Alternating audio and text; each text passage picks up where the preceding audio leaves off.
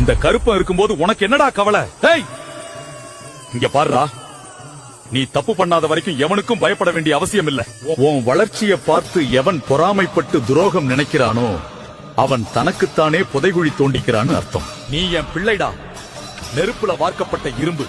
மத்தவன் எரியிற பொறாமை தீயில உன் வீரம் இன்னும் பிரகாசிக்குமே தவிர ஒருபோதும் கருகாது. அக்கினியில் பிறந்தவரா அரணாரின் மைந்தனவன், அக்கினியில் பிறந்தவரா அரணாரின் மைந்தனவன்.